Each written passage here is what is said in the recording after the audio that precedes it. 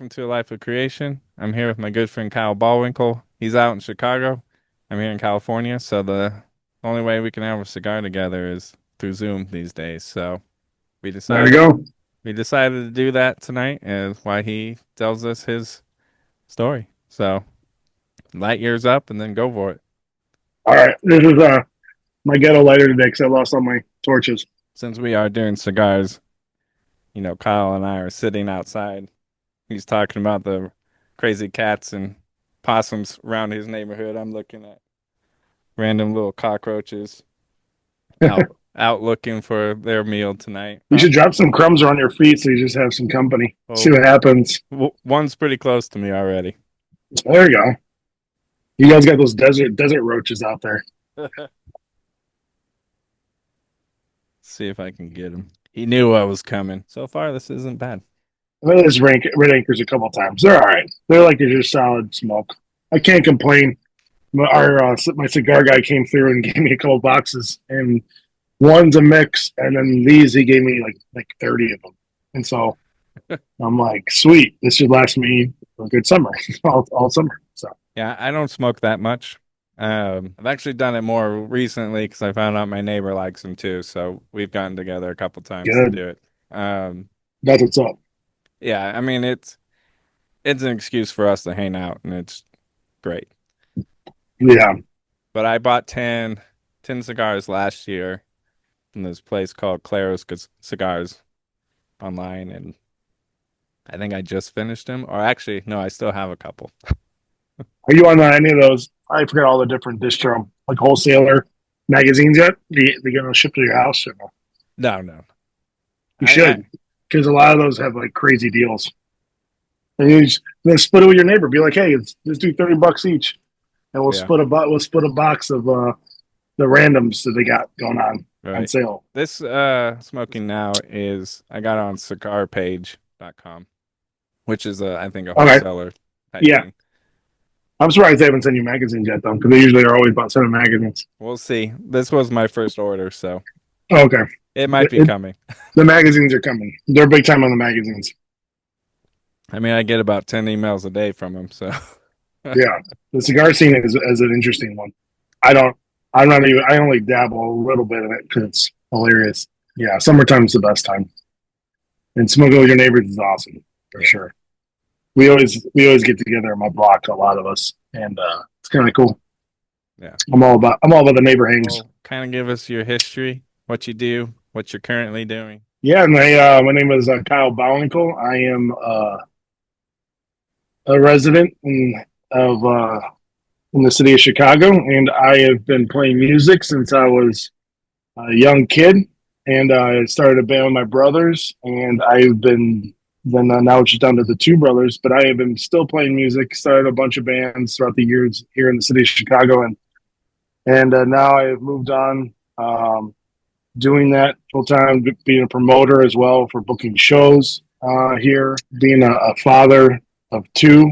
I have a beautiful wife too, and yeah, just doing the dad thing, trying to raise my kids and then also do music as an outlet and a side and doing a lot of traveling still. Yeah, constantly trying to be creative, trying to always put more and more content out that's real and trying to make it as real and authentic as possible instead of just randomly throwing up stuff any way I can. But trying to create cool, sustainable music that's going to hopefully last way past me being dead. And that's my whole goal. It's not just throwing out anything. It's kind of like throwing out something with substance and quality, and being everyone wants to be proud of their work, But Yeah. yeah, it's a fun journey, and I'm proud of what I've got done so far. But yeah, there's still a lot of country I've never seen and places in the world I've never been. And if music can bring me there, then I would love that. So that'd be great. I went to Europe with Flatfoot for, I think we were there 4 days total. Yeah, you want to roll a short trip with us? Yeah. Yeah, very, very short. So, I It was mean, awesome though. You're like one of the only people we've ever actually taken. There were friends of ours taken that was like not like a 100% worker. You were working, but obviously you weren't exact. You were road crew, but not road crew. I was glorified. I just pushed the button, documented Yeah, it for you. no, that was awesome. To It's- be honest, like that kind of work is the most important work now, especially with the internet and how all the apps and algorithms are working of putting out stuff constantly. Having a videographer, having a photographer with you constantly, and uploading things daily is more important than even having a functioning bass player. Like they have permanent positions in bands, and that's why you see famous photographers living with superstars and pop stars.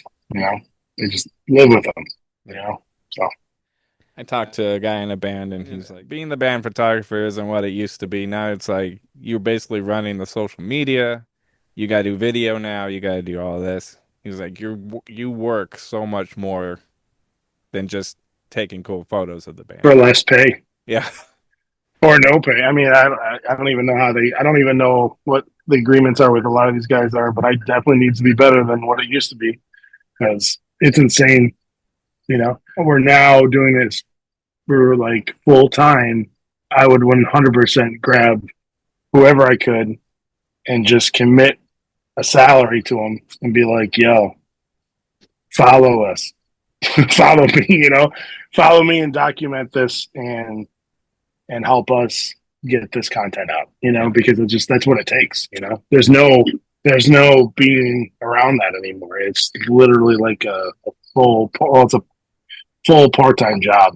I kind of feel like you're going to start seeing more and more, even like athletes having a photographer because Yeah. they do so much content as well. Trevor Bauer, that man's a content king. And obviously people have their opinions on him, but he created a whole, empire of social media. Do you want to give us a little history of Flatfoot 56? Yeah. So Flatfoot 6 was the first group I started playing in. I think I was 12 years old is when we started. My older brothers needed a bass player. Um, Originally, I wanted to play drums, but yeah, I jumped on bass because they needed me. It was three brothers, and we started off. We played our first show with us three brothers in this coffee house setup in the basement of this bungalow in this neighborhood called Cicero, Illinois, which is like a western suburb just west of the city. And we played our first set about 15 minutes together. We had like three originals. We didn't. I don't know if we had our band name yet, but fast forward another 6 months, we get one of our guys from our home.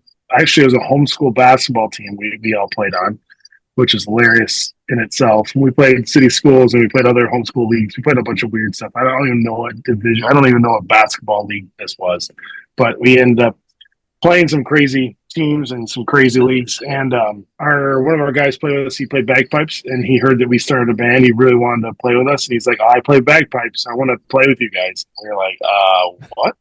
And we grew up listening to bluegrass music, but we played, like a weird, generic kind of poppy punk at the time. And we're like, "Oh, sure, whatever." We got along with him, so we brought him to practice, and he's like, "Well, I play guitar too." And we're like, perfect. That way you can play second guitar if this bagpipe thing doesn't work out because we don't know anything about bagpipes at that time. We had really not a whole lot of clue what bagpipes. We knew about them, but we didn't know, what was going on with them. And he joined. We threw bagpipes in a couple of tunes. We changed our key to B flat, threw a couple of tunes, and then next thing I know, our friend was like, "Hey, I'm booking the show at this Mexican mariachi bar called the Zabatlin Bar off of 31st and Kedzie," and they're like, "I need another band. Would you guys be interested in playing?" And then it's St. Patrick's Day, and you guys have bagpipes, so this makes sense. And we were like, "Well, we don't really have material yet, but sure, let's do it." So we played with this heavy metal band called Slipshade. There was about 9 people there, and we just started. Right then, we started playing shows and shows and shows. And next thing you know, we're writing records, and that was in March of, oh gosh, I think that was March of 2001 was when we got our bagpiper. We played our first show in August or in October of 2000. So, but counting 2001 is when we started. And now we're still rocking and rolling, kind of picking and choosing when we want to do things. And we're recording I don't even know what fifth, ninth, seventh or eighth album now. I don't even know. We have two that we don't talk about, so I don't know if I want to count those or not. But yeah, we've been rocking and playing all over the world. ever since, and it's given me opportunities to see the world, which I would have never been able to afford to or have an opportunity to do that without music. So it's been a pretty awesome adventure so And I far. mean, that's how I met you. You guys came out to California. I think the first show I saw you guys, it was at the place in Chino. Did Sig play that show or no? You just saw us there. No, I think the Sig played. That was the first time, right? I think that was the first See time, if yeah. I was gonna see if I had a Sig shirt so I could wear it during this interview. I was really hoping I did. You met me, and I think you just gave me so much grief because I wore like a really ridiculous cut off sleeve button Yeah, up you shirt. like Fred. You like a Fred Flintstone shirt. Yeah. And yeah, were you wearing a red tie or no? It was a noose, red noose, Okay, I don't remember that. as a Okay, tie. okay, We were ridiculous. yeah. I'm I not. mean, it was good. It wasn't bad, and I remember you being good. You were a lot more active back then. Yeah, we were playing a lot more, but it was tough because I was really pushing to be like that old school hardcore band, and Yeah, and your band was fighting. You didn't have the same. Not everyone was on the same page, right? yeah, not really. They were kind of like, this is just kind of like a fun joke. We're gonna just do what we want, which is Yeah, fine because they love old school hardcore and they love playing it and everything, but they just kind of made it a little campy. And I just went with it because I was having fun too. I went into it thinking it a little more serious, and then let's just be ridiculous. Let's just have fun. Yeah, we would say we were like one of the smartest bands, smartest punk bands ever, because at the time the drummer was getting his doctorate in math. The other one was the guitar player was going to like med school, and then it was like me. there we go. That was like when Flatfoot was saying we're the biggest band in Chicago because our size Yeah, six 5, 6'7", and 6'10" dudes get on stage. We'd say it on the microphone. Like we're 5'6", the biggest band in Chicago. And then nobody could really say anything either. They're like, "Oh, we get it. It's a joke."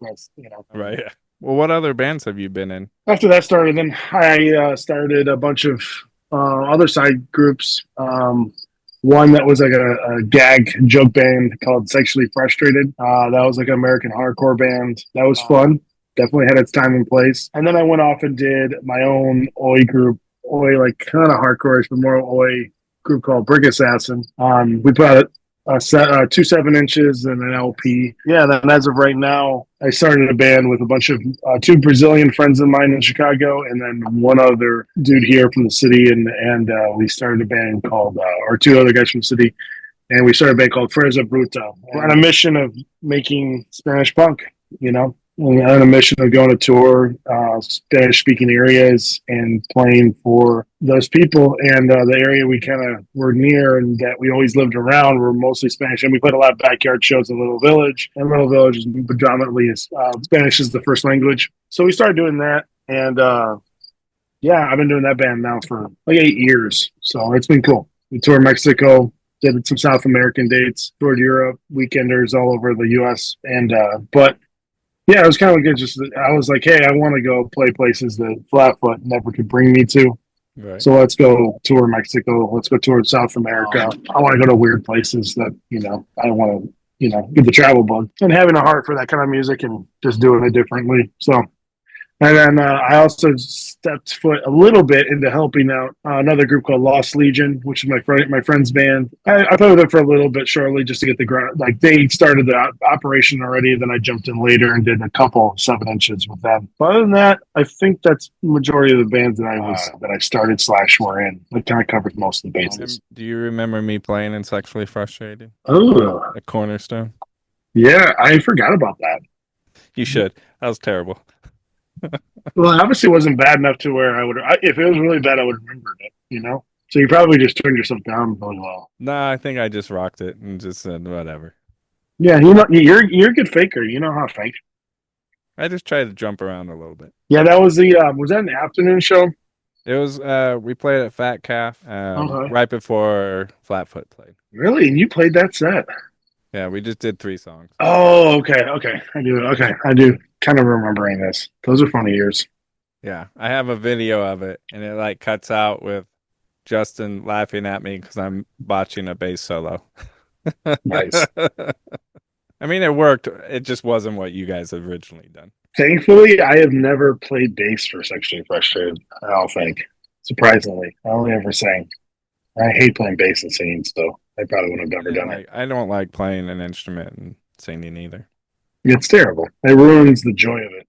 Any ounce of fun you have gets ripped away by singing and playing guitar.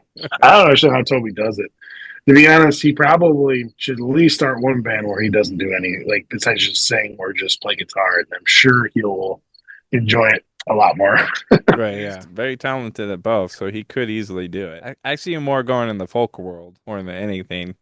Yeah, yeah. No, that's the only world he dabbles in still. And I don't see a lot of people who only do one thing in that scene. He could be a guitar player for someone.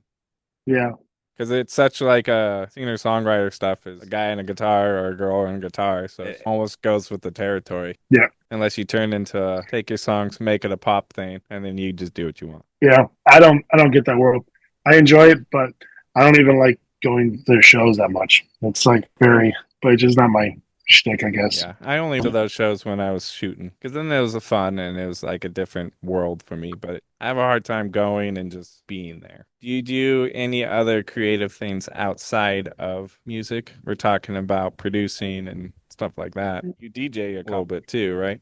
Yeah, I used to do a lot more DJing, but that's just keeping the music going, spinning records. The most creative thing I've done this year, and the most fun I had doing anything this year, was organizing my block party for the entire block. It was me and two other dads on the block, and just like you were speaking earlier, where you get together and hang out with your neighbor. That we do that all the time. We smoke cigars, and we most of the time we just have a beer or whatever together, and we chill on each other's stoops. And I finally convinced one of the dads in the block that I knew I needed to convince in order for this to work and to throw this block party. And for people that are not familiar, block parties are like a very religious thing in the city of Chicago. Like you go to your local alderman, your local politician that runs the ward for you, and you get a permit, and the permit allows you to basically tell everyone they better get their car off the street or you're going to get it towed. And then you block off the ends of the street and you just throw yourself a big gas party. And you get jumpy. Now obviously there's different people run them different ways, but it's almost a guarantee. Every block party will have a jumpy house for the kids. Guaranteed. If they don't have a jumpy house, they just screwed up. There's always a jumpy house and a DJ. That's like given. You always have those two. The city actually even provides one. You have to sign up earlier enough to work, and it's actually free. Wow. But we organized it, and from us three dads, we were just like, we're very like, we're gonna make this the biggest, most craziest party this block seen. And the last block party they had on this block was 42 years ago. And we have two tenants on our block. One of them bought their house in 1952. Another one bought it in the early 60s when the house was built. My house is the oldest one on the block. It was built in the 27. But so we were like, all right, we're going to do it. So we had two water slides capping off the ends of the block for kids. They were like giant inflatable water slides, you know. They're like, Yeah. one of them was like 20 something feet high. It was like really, really tall water slide. We had a mechanical bull. We had a jumpy house. We had a DJ. And then we have a ton of raffles and ton of different split the pot gambling events. We had about 5 different pinatas, 2 of them which were adult pinatas that we stuffed full of liquor bottles, scratch off tickets, more adult features and crazy stuff we throw inside just for whatever reason. And we have a pinata that's actually an old Tecate bottle. And then we did a couple of those. We also had an adult happy hour, which was insane because we had like 13 houses make mixed drinks. And so everyone just walks around the block and usually just gets obliterated. And it was a blast. It was like the most fun ever because everyone was just so stoked. And everyone was so like participation for these block parties. You have to get a petition. You have to get signed signatures from everyone on the block. You need 60%. And we had 95%, I think, Wow. that signed up, and they donated $50 from each house to start the pool of money to pay for a lot of these things. We had some crazy raffles, neon signs. We had mixed bottles of liquor. We had back to school boxes. We had like with gift cards, and just crazy stuff. We raised like $3,000 just in raffles and split the decks. Jeez. But it was a blast. And there was like 9 taquerias on the block. Everyone's just throwing tacos at each other every like left and right. And we just had a big old party. There was like 600 people here on the block. So it was a big old party. And then our local alderman lady that runs, she's like the ones that runs the neighborhood. She came by. She heard there was a big old party going on, so she came by and started shaking hands and doing her political stuff. So that was the most fun because it was something different. I have never organized a block party. I've been going them all my life. I never got to like organize one. That was the best. Just running into neighbors that you can never talk to because they never spoke English and they just tip their cap to you the next morning. It's the best feeling ever. They had a good time. People take it different ways. Some block parties are like really, really cool. And they're really like, this is like a festival almost. Like that's the way I wanted to run it. I wanted to run it like there's so many attractions. We had, and every single thing was free. And so every single kid event was free. Every single adult event was free. And we all had like cool sponsors that gave out free gift cards to us. And we actually matched certain gift cards that, and it was all local pizza places. Portillo's was a big one. Portillo's is like a neighborhood chain. They actually are countrywide now, but I don't know exactly where at. I pulled some strings on that one, and they gave us tons of free gift cards. And they gave us shirts, pins, koozies. And I used it all as basically prizes for different games. We had adult musical chairs, which was hilarious. I'm surprised nobody got into a fight. We were actually prepared for quite a few fights that night. And but luckily, everyone had such a good time. There was no fights, so that was awesome. That was like the biggest thing for me. I was really hoping we could throw a good party without having a bunch of fights because it's the nature of the beast. Living in the city, and it attracts all sorts of people from all different kinds of backgrounds. So. And But a everyone lot had, of alcohol. yes, mixed with a lot of alcohol. So it was definitely, yeah, it was a success. It was definitely one of my favorite outlets of organizing something and working with people that, I barely knew before, and getting to know different houses on our block, because our block is I think there's 36 houses on my block. So there's definitely quite a few families.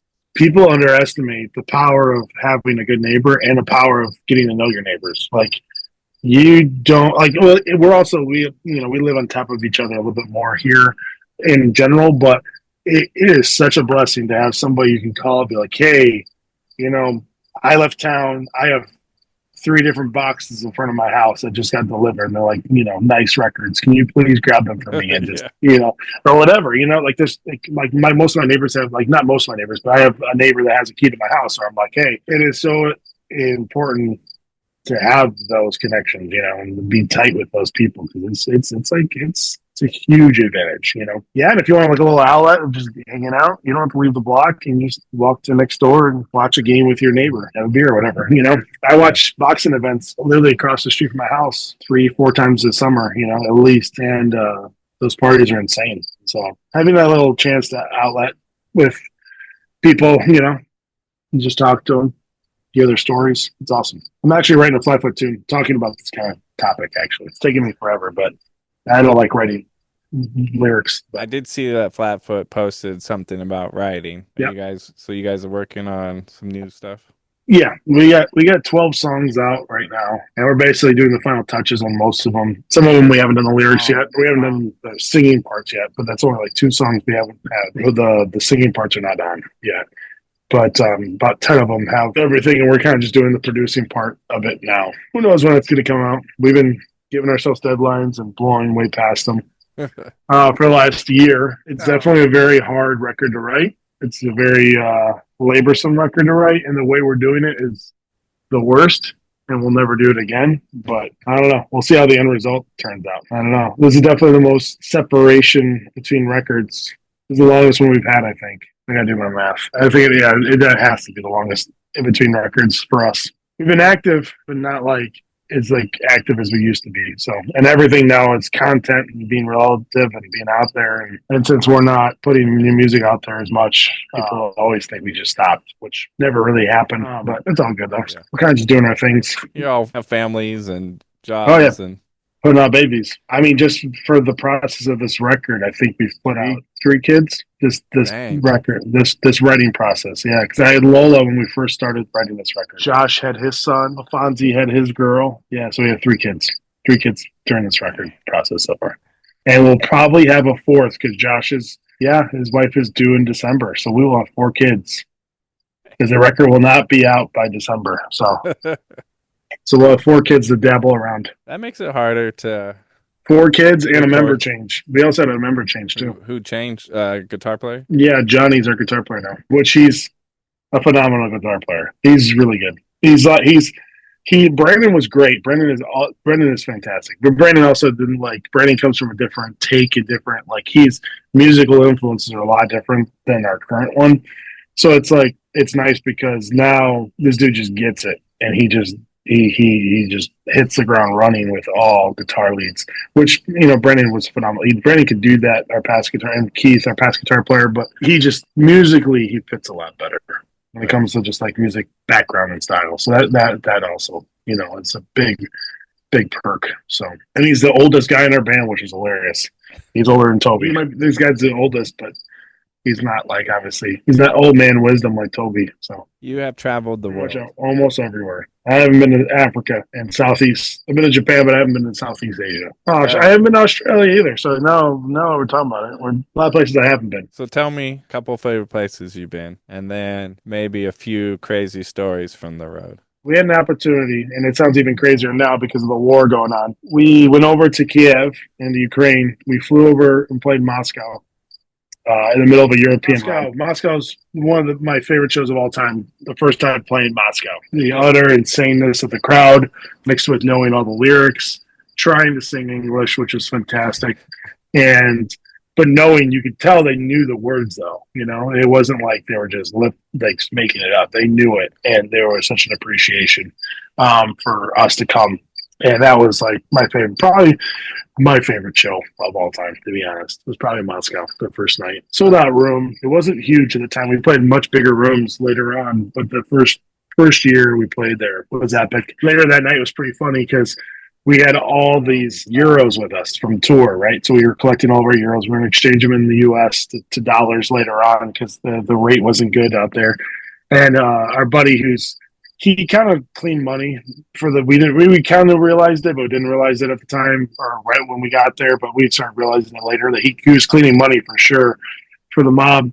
And we were kind of like, he was like, "Hey, I can exchange all your money and give you the best rate. Nobody can beat my rate, And we're like, "What?" And he's like, "Yeah, no." He's like, "I'll show you the exchange rate." And we're showing the exchange rate. He's like, this is how much rubles you have. This is how much euros you have. I will exchange this all for U.S. cash. And we're like, what? And he was like, yeah, here's what the exchange rate for, it all is. He's like, I'll even beat that. And we're like, okay, well, this is definitely sketchy. You're doing something weird. And it was like 4:30 in the morning at the end of the show. By the time we get out of there, he's like, hey, we're going to go to my spot. We're going to exchange all this money. And we're like, okay. And it's like negative 40 degrees outside in Moscow at this time, so we're touring in the winter. And it was so cold, like you couldn't even see out any windows. Everything was just glazed frost throughout all the windows. I'm like scratching the windows with a credit card constantly, trying to like see out the window to see, the land or whatever. But we're like actually in the Red Square. We go to the Red Square and we're like right there, and we pull across from the original old KGB building for Russia, like in the capital of Moscow. You can see the emblems, everything on the walls and the upstairs. It's just like now it's a government building, still the KGB, And so there's a generic credit union in the basement, and he's like, "Hey, just one of you guys can come." We're like, "Oh man, this is like we're like who's going to draw the short straw? We get killed in this basement in Moscow and take over money." Justin was like, "I'll just do it." He's like, and I'm like, we're like, all right. So he goes down there, and this guy's wearing, it's like a typical movie, Dude's down there wearing a Dago tee, gold chain, sitting behind a bunch of bulletproof glass, and he's like eating chicken. He's like counting all these rubles with like greasy fingers, And sure enough, he hands us a wad of American cash, and we were like, this better be real, This better be real money, this better not be counterfeit. It was like north of 10G for sure, and it was just kind of like, we got home, hopefully this is legit. And we cashed into our bank, and it was all good. Yeah. Is that the same time how you lost one of your bass tuning knobs? That was a later show, yeah. Because that was from Russia, right? Yeah, that was a Russian show. That was also Moscow, but that was Yeah, it was a different show. That one was actually a bunch of Nazis were there, and it was there's actually a video of it online. We didn't know it. It's hard to tell out there when you're not from the country. You don't. It's hard to. It's like it's way easy to identify a Nazi, like a full out Nazi in the subcultures that we run in or whatever. Right. It's so easy to identify them in the U.S.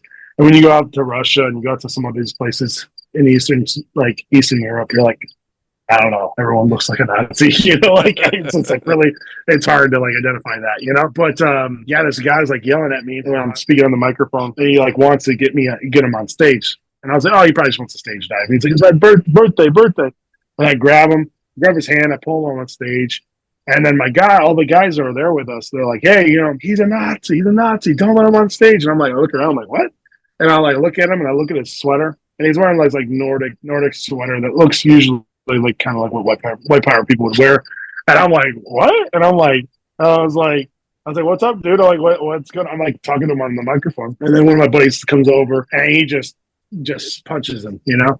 Punches him and he's like, he starts going off. He punches him and he throws him off stage and they like kind of end up fighting/falling off the stage together. It's a pretty tall stage too. It's like a 6-foot stage. And I'm just like laughing on the microphone. I was like, all right, well, there you go. Here's the next song.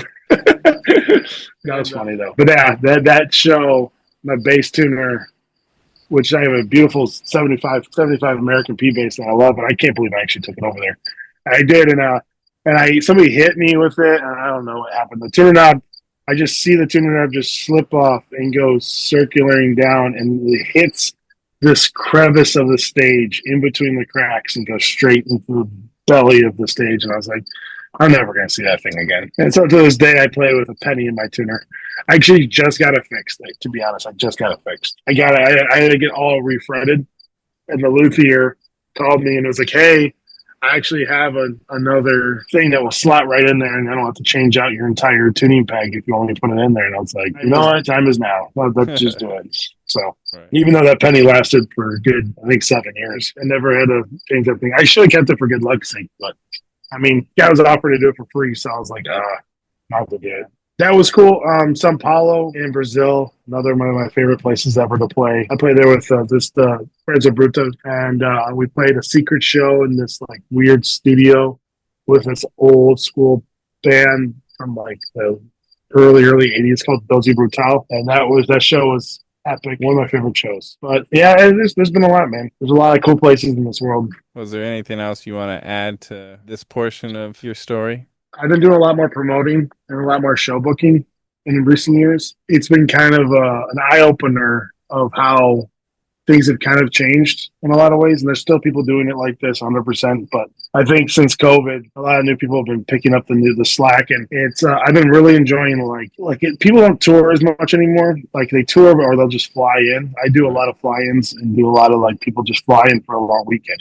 So this is when it comes to subcultures. When bands come into town, you like their music, you bring them in. And if you can do it, give them almost everything from the door. Like, just talk to the locals, be like, hey, we believe in these bands. And it's not like you do it and hope that it'll be returned to you, but you treat the out of town band as best you possibly can, because it's like you're helping your own city. You're gonna make your own city feel like that's the place to go. They take care of you. This person takes care of you. Like they look out for you. All the good bands, like, and I stack up bands with like really good bands. And I just tell them, like, hey, man, like, I'll show you all the paperwork. I'll show you everything. If there's paperwork, most of the time it's DIY. I'm like, hey, this is how much money we have. I'm going to give the touring band almost everything besides, like, certain stuff that would just cost money, that I can't really like not afford to pay myself back on. There's certain like things, but like if I had to fly out another band member for another band, I have to pay for that airfare, stuff like that. We got to give hospitality as much as you possibly can, and show people good times, and put out real flyers, make real art. Don't use AI, and put out real art and put that stuff on light posts and record shops and get it out there, because that stuff will never die. And relying solely on social media and everything like that is going to it's going to pigeonhole us, and the word won't get out as much as it needs to be. And people, especially new people, young kids that don't follow you or whatever, or don't follow particular pages, will see the cool art on the walls.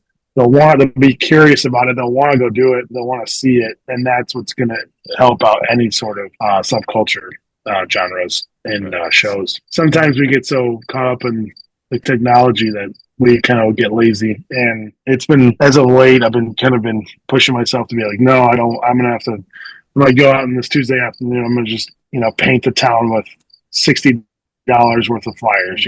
To me, it's worth it. I don't know. It's a fun day, just getting out there and seeing different areas of the city sometimes that I forget about, and get out there and just do it. But that's kind of like what I've been doing and kind of investing my time into, and obviously trying to be the best dad I can and teaching my kid baseball. So that's been fun. Now, is it true that the name Flatfoot 56 came from your little league experience? Oh, that is true. Yeah, Flat 56 was started. Man, it's such a weird, ridiculous name. Over me being stupidly flat-footed and running the bases all the time.